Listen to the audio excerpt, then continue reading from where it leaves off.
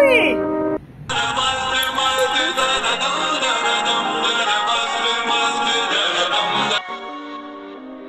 নমস্কার, আমি দেবযানী। আমার চ্যানেলের আরেকটি নতুন ব্লগে আপনাদের সকলকে স্বাগত। আজকে রবিবার, সকাল সকাল দুধ দিয়ে গেছে।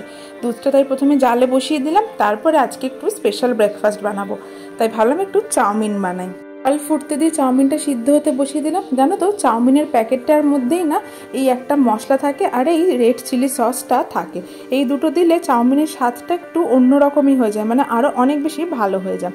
বাড়িতে সেরকম কোনো সবজিপাতি নেই, তাই শুধু আলু, পেঁয়াজ আর একটু চিকেন আছে, সেইটা দিয়ে আর একটু ডিম দিয়েই বানাবো চাউমিনটা আজকে।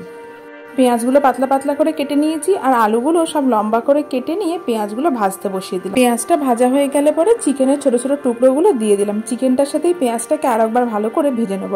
এরপরে নুন, হলুদ, একটু রসুন আদা বাটা, একটু লঙ্কা গুঁড়ো দিয়ে পেঁয়াজটা আর চিকেনটাকে ভাজা করে নেব। এরপরে কেটে রাখা আলুগুলো দিয়ে ওই যে গুঁড়ো মশলাটা ছিল না, সেই গুঁড়ো মশলাটা আর ওই রেড চিলি সসটা দিয়ে একটু নাড়াচাড়া করে বাকি সসগুলো দিয়ে দেবো।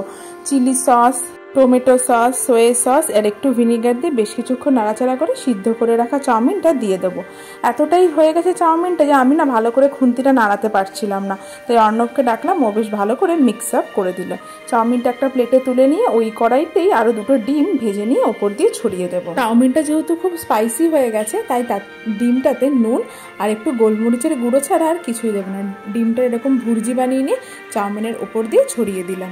আর এবারে হচ্ছে চাউমিনটা খাবার পালা। ঘরে গিয়ে দেখছি মাম্মামের সাথে সাথে মাম্মামের বাবাও একটু ঘুমোচ্ছে। আসলে মাম্মামের তো শরীরটা ভালো নেই, তাই ও ম্যাক্সিমাম টাইমে দেখছি আজকাল ঘুমিয়ে থাকছে নিস্তেজের মতো হয়ে। তো ওর ঘুমানোর ফাঁকে আমরা একটু ব্রেকফাস্ট বানিয়ে ব্রেকফাস্টটা সেরে নিচ্ছিলাম। কিন্তু আমরা যেই খেতে বসেছি অমনি দেখছি ও ঘুম থেকে উঠে গেছে।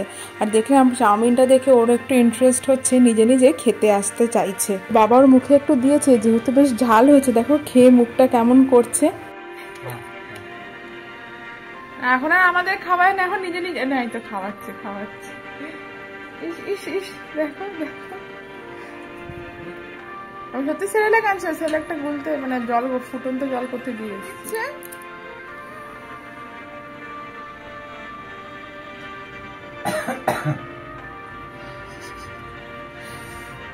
দেখো, তুই কি জামা পরেছিস?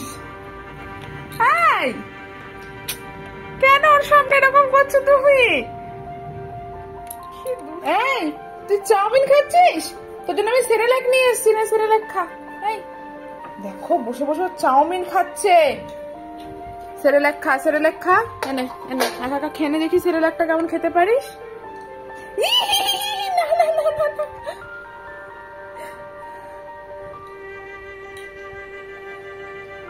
চুষে চুষে খাচ্ছে চাউমিনটা। কি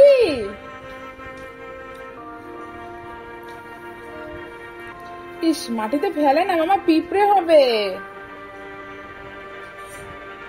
অনেক পিঁপড়ে গুলো কুটুস কুটুস করে তোমাকে কামড়ে দেবে কিন্তু। কেমন করে বসেছে দেখো, ঠান্ডা দিদিদের মতো। ওটাকে রেখে আমার ওখানে যাচ্ছে। দেবে না বলেছে বাবা।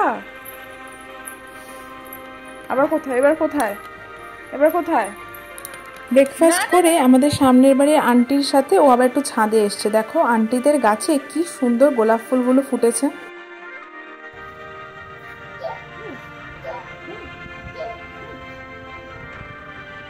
পাতা বলো তো, বলো পাতা, পাতা বলো। বাবা না, পাতা,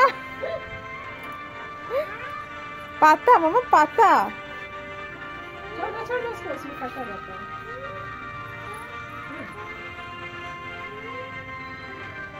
বলো পাতা, পাতা। হ্যাঁ হ্যাঁ, বাবারে বাবারে কি লঙ্কা গাছ, ওটা লঙ্কা গাছ, কি ঝাল। এই পাতা ছিড়বি না। হ্যাঁ ওটা ফুল, এটা নেটে। अरे देखो तोड़ने जा रही है, गुलाब का पेड़, गुलाब देख रही है। মাম্মামকে ছাদ থেকে নিয়ে এসেছি। ইতিমধ্যে দেখছি গিজার ঠিক করার মিস্ত্রি এসে গেছে। অর্ণব না গিজার অন করে রেখে দিয়ে অফিস চলে গেছিলো, আর আমিও সেদিনকারে দেরি করে ঘুম থেকে উঠেছিলাম, আর গিজারের ভেতরে পাইপগুলো পুরো গলে গেছিলো।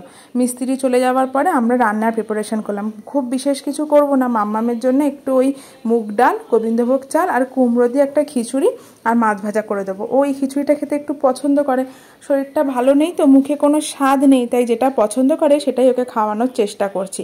ওই ঘিয়ের মধ্যে একটুখানি কুমড়োটাকে ফ্রাই করে নিয়ে তার মধ্যে চাল আর ডালটা দিয়ে পরিমাণ মতো নুন, হলুদ আর জল দিয়ে বেশ কয়েকটা সিটি মেরে নেব।